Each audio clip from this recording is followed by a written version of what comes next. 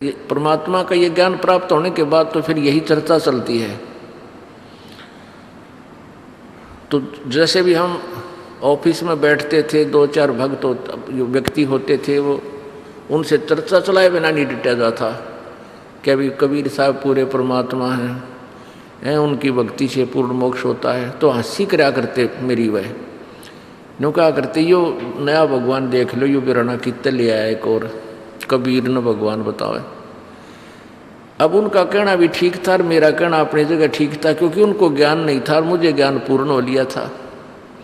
तो उन्हीं में से एक कह रहा कि भगवान न्यू ना पाओ, जिस तरह आप डरे ढोरे हो, आप तो नौकरी भी कर रहे हो और भक्ति भी कर रहे हो, भगवान तो सब कुछ त्याग के और कति एकांत स्थान पर जाके और फिर देखा नहीं दुनिया का नहीं, तब मिलता है। तो आगे वो बढ़ा रहा अपनी बात को कि एक बार मैं वहाँ पहुँच गया ऋषिकेश, ऊपर चढ़ा गया पहाड़ों पर। तो वहाँ 20-30 व्यक्ति चर्चा कर रहे थे कि भाई यहाँ एक महात्मा रहता है इस आगे पहाड़ियों में, जंगल में, और के अपने शरीर पर केवल पत्ते लपेट कर रखता है, ना वस्त्र पहनता है, नंगे पैरों रहता है और बड़े बड़े बाल दाढ़ी बढ़ा रखी है। तो वहाँ इसलिए बैठे थे वो कि हो सकता है वो इधर घूमता फिरते आ जावे, एक बार ऐसे महात्मा के दर्शन हो जाए तो कल्याण हो जा। तो कहता है कि मैं भी अगले दिन सुबह वक्त से वहाँ जा बैठा, और भी 5-7-10 बैठे थे, देख रहे थे इधर उधर के, इधर आ जाता है वो कई बार। तो क्या हुआ, इतने में वो महात्मा आया। अब उसने हमें देख लिया, जब हमने उसे देखा तो उसकी पीठ हमारी तरफ थी, उसका दर्शन नहीं हुए, और वो अंदर भाग के दौड़ कर अंदर भाग गया, गहरा चला गया कि तो गुफा बना रखी है उसमें बढ़ गया। जब दर्शन हो जाते तो बेड़ा पार हो जाता। ऐसे होते हैं साधु परमात्मा संत। अब उनको फिर आगे बात बढ़ाना को उचित भी नहीं था, क्योंकि वो तो बिल्कुल लोकवेद पर आधारित थे। तो परमात्मा की वो बातें, वो वाणी याद आती है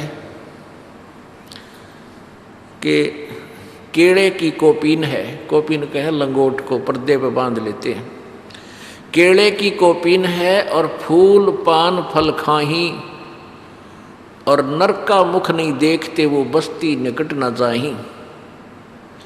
वो जंगल के रोज हैं जो मनुष्यों बिद के जाही, और निस्तिन फिरे उजाड़ में नो परमात्मा पावन आई। क्या बताते हैं कि कीड़े की तक कोपीन बांध रखी हो पर्दे पे, और जिसको तुम कहते हो फूल पान पत्ते खा के गुजारा करता है, वो बस्ती में आटा किसी आहार मांगने नहीं आता, वो भिक्षा लेन मांगने भी नहीं आता, और आदमी दिख जाते हैं तो भाग कर बिदक के अंदर भाग जाता है, दौड़ कर छुप जाता है। उसके विषय में कबीर परमात्मा कहते हैं वो तो जंगल के रोज हैं, जिनको तुम संत कहते हो, जो आदमियां तो बिदक का बाजे, जो मनसा डरे, वो भगवान ने के पाएंगे। केले की कोपीन है जो फूल पान फल खाई, और नरक का मुख नहीं देखते जो बस्ती निकट ना जाई। वो जंगल के रोज हैं नील गायें जो भागती फिरा रहे, फुदकती सारा दिन, उड़ा तूड़ा नो भाग रही हम, आदमियां तो डर के भाग्या करें, नील गायें रोज। कहते हुए तो जंगल के रोज हैं, घास फूस वह खावे, घास फूस वो खाते हैं, और निस्दिन फिरो उजाड़ में, चाहे दिन रात धक्के खाओ उस उजाड़ में, जहाँ कोई भी ना उसको उजाड़ बोलते हैं, जहाँ बस्ती ना हो, मनुष्य ना हो, उजाड़ बोलते हैं देसी भाषा में। कहते निस्दिन फिरो उजाड़ में नो भगवान पावे नाही। फिर क्या बताते हैं, डेरे डंडे खुश रहो, ये खुश रे लेना मोक्ष, और द्रुपर लाद पार हो गए फिर गृहस्थी में के दोष। अब देखो एक का अमृतवाणी कितना सुलझा देती है कि तुम धरु और प्रहलाद को पार हुआ बोलते मानते हो। आपके इतिहास में धरु और प्रहलाद पार हो गए, उनके गुण गाए जाते हैं। तो परमात्मा भी कहते हैं डेरे डंडे खुश रहो, अपने घर में रहो, चाहे शादी करवाओ या ना करवाओ वो अलग बात है। डेरे डंडे खुश रहो, ये खुश रे लेना मोक्ष।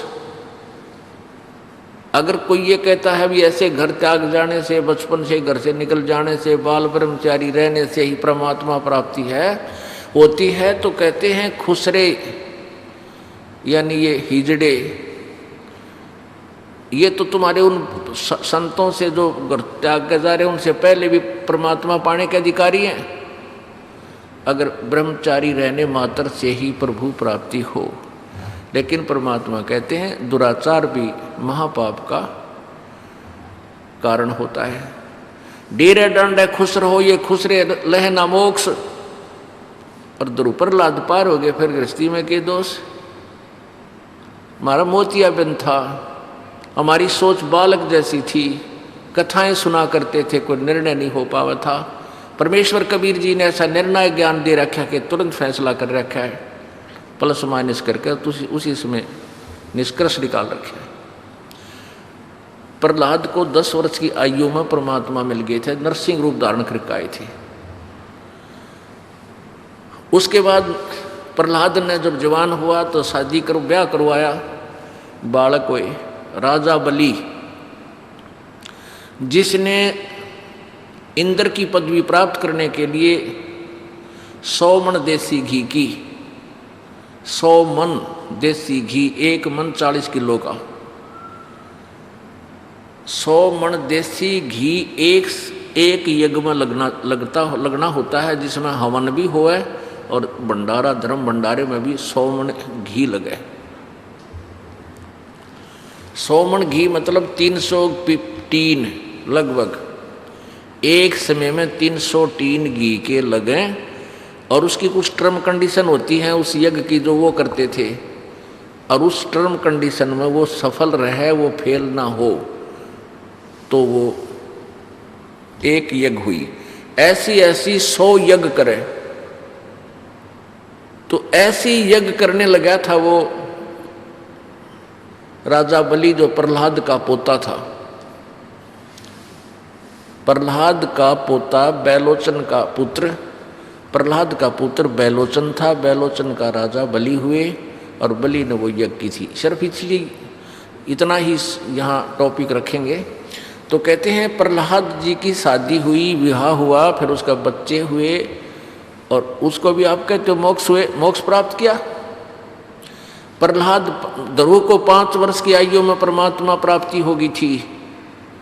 उसके बाद युवा हुआ, शादी करवाई, राज्य पद प्राप्त किया, 36,000 वर्ष राज्य किया, और फिर मोक्ष हुआ।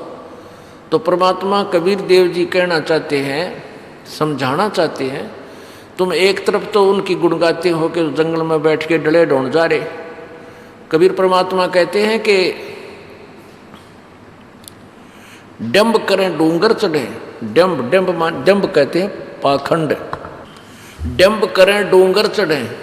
डूंगर कहते हैं ऊंचे स्थान, टीले से बैठेंगे ये नकली, और वहाँ धूना ला लेंगे, चिमटा लेंगे गार्ड, और मुड़ा बैठ जाएंगे लोग, दूर तक सब न दिखाई दूं, और मेरी तरफ अट्रैक्ट होकर लोग आवें और मेरी पूजा शुरू हो।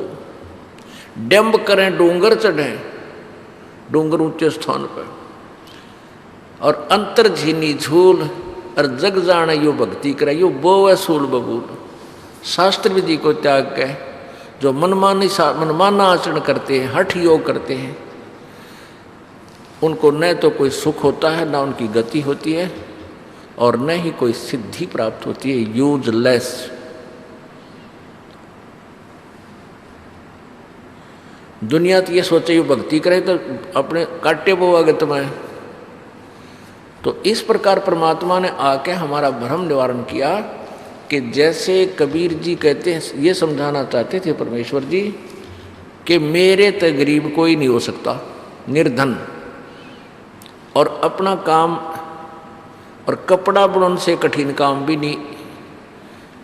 जैसे एक 20-30 फुट का, 10 फुट का, 20 फुट का कोई कपड़ा तैयार करना हो, कितने बारीक धागे होते हैं, एक एक धागे को ऐसे पुरोना, फिर ऐसे ऐसे काट के फिर करना, फिर ऐसे ऐसे काट के, और वो कितने दिन में तैयार हो गए।